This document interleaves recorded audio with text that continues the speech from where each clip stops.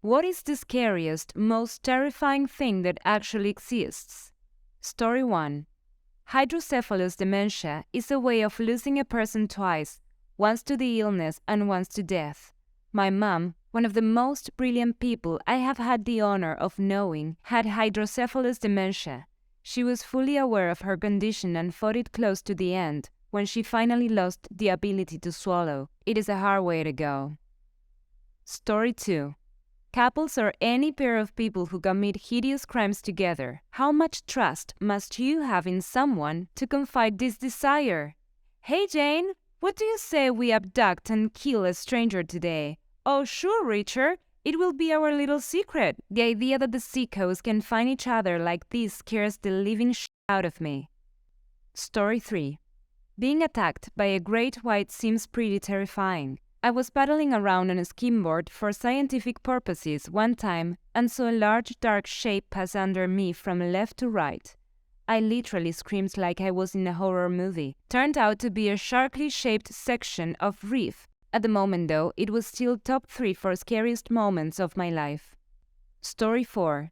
The fact that I am allowed to structurally weld bridges which hold thousands of cars a day. I'm looking at you, Dayton. Granted, none have failed a test, and I put forth my best effort every time. But still, if one decides to fail, yeah, that's a pretty scary concept. Story 5. Anesthesia awareness. You go into the hospital for surgery and you are paralyzed and awake during the entire procedure, unable to scream, move, or indicate in any way that you are locked in. Story 6. Bleeding eye fever. The symptoms of the viral disease are said to include headaches, bleeding, vomiting, diarrhea, and muscle pains. The viral hemorrhagic fever is said to leave people bleeding from their eyes, mouth, and anus. Other symptoms include dizziness, body stiffness, backache, sore eyes, abdominal pain, mood swings, and confusion. Story 7. Hippopotamus. They can weigh about 2 tons and achieve speeds of 20 miles per hour on land. Their bite can easily kill, and they are extremely territorial. More deaths occur per year by hippos than lions, wolves, elephants, and sharks combined. Story 8. Antibiotic-resistant bacteria. I had what I thought was a minor infection in my food. Got an antibiotic RX. A week later, I'm getting pumped with IV vancomycin. Apparently, it was just a nasty staph strain. Don't shoot drugs, kids. It's especially awkward when you tell the frustrated nurse, "I'll do it," and proceed to start your own IV after she failed on 4 attempts. Story 9. Cordyceps. Lethal mind control fungus. It affects lots of types of insects like ants, for example, but it's straight out of a horror movie. Infected ants compulsively climb as high as they can and then clamp their jaws down. Then a stalk grows out of the top of their head and releases spores that infect more ants. The Last of Us infection is based on it. Story 10. People that kill without a conscience or reason. You could be in the wrong place at the wrong time or even just asleep in your home and someone could pick you for no reason at all other than opportunity. Story 11. I would say cancer or the fact that anyone at any point could just drop dead from a brain aneurysm. Brain aneurysms are nuts.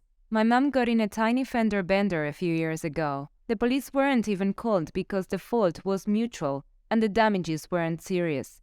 My mom called to check on the lady a few days later. Her husband answered and told my mom that she died the day after from a brain aneurysm. I can't remember whether the aneurysm was caused by the accident or if it was already there and the accident caused it to rupture. Either way, terrifying shit.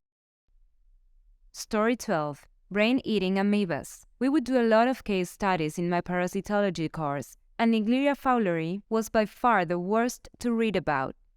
It was the same terrible story over and over. Healthy individual in the early 20s is out enjoying life and goes wakeboarding, jet skiing, cliff diving, etc. in warm fresh water. A little water gets up in their nose, but other than that, they are fine. The next day, they get a bad headache. They notice their sense of smell fade away completely. Then they slip into a coma and are dead before a week is out. It's absolutely the stuff of nightmares. The thing about the brain eater, Naegleria fowleri, is that it requires an extremely specific set of conditions to eat your brain. It only lives in very warm, 75 to 80 degree water, prefers very stagnant water. Water can have almost no salt, chlorine, bromine in pools, etc. But the most important thing is that you need to snort the water to be infected. They only eat brains through the cribriform plate, the tissue at the top of your nose, probably due to the chemicals found there. The mentioned died because she was water skiing. That's a pretty good way to get water up your nose. Through the triathlon community, I actually met a guy whose son died from it. It was terrifying. He dropped his son off at camp on a beautiful Sunday morning and buried him 4 weeks later. He watched his vibrant son become brain dead in the span of 5 days. 5 days. By the time you have a headache, you are already dead, but your body hasn't caught on yet. Story 13. Your basement when you turn off the lights and have to run up the stairs. I still sprint up the stairs when I go to my parents and I am the last one up from the basement. I have an agreement with the creatures in the basement when I turn the lights out. They can have me after 15 seconds. I usually am out in 10. I learned that one when I was little, and it helped back when I was really afraid of the dark. I'm not as bad now, but I still get antsy sometimes. Story 14. Bolton Street, a tiny stream in Yorkshire that's basically a river on its side. Only a meter or two across and looks like a calm stream, but if you fall in, it sucks you under and pulverizes you against the rocks. 100% mortality rate for people who try to jump it and fall in. When I was a kid, we used to ride our bikes up and down the sides of a drainage ditch. One spring, I went out by myself, and it was after a sudden spring rain. Everything looked normal. Maybe a little damp, but it would still be fun riding. Went down one side, got stuck in the mud in the middle, tried to struggle out, and kept getting sucked in further. Eventually, I was buried vertically in 4 feet of mud, bike under me, before I found something to grab onto to pull myself out. My bike is still down there, 25 years later. Story 15. Sleep paralysis is definitely up there. You can't move, but there's something in your room lurking about and your heart is racing and you can't process what's going on. I find the best way to get out of sleep paralysis is to focus on accomplishing a very small movement like bending a toe or a finger. It is frustrating as fuck, but eventually it works.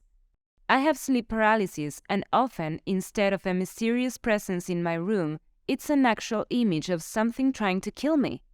Picture this. You wake up from a dream and there is a giant wolf standing on top of you, pressing its paws onto your chest. It's baring its teeth on your face. You want to scream and push it off of you, but you can't move a muscle. You can't make a sound. You're completely helpless to do anything while this literal nightmare come to life prepares to sink its teeth into your face. All you can do is stare and be completely terrified. About 15 long seconds, you can suddenly move again, but the wolf vanishes without a trace. You realize it wasn't real. Time to get back to sleep and prepare for another productive day. That was me a few weeks ago. Story 16. Prions. They're basically screwed up proteins that make other proteins get screwed up the same way, like some sort of molecular zombie. Once you have a prion disease, it will slowly destroy your brain by messing up proteins that are vital for life.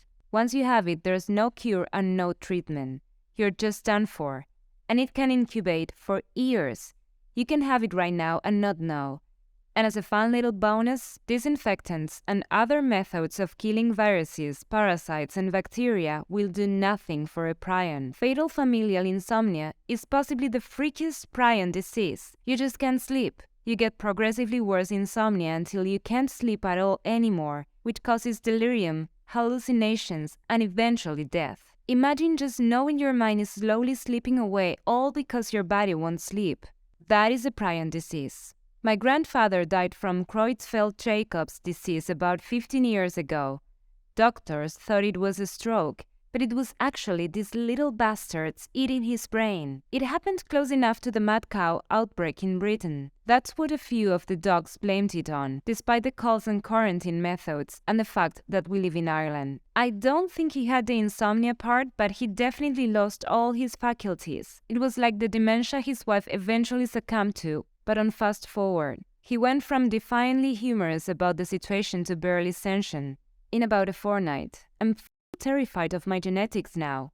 Let me know your stories in the comments to be part of a future video. Like and subscribe to be notified of new uploads. And click on this video to hear more stories.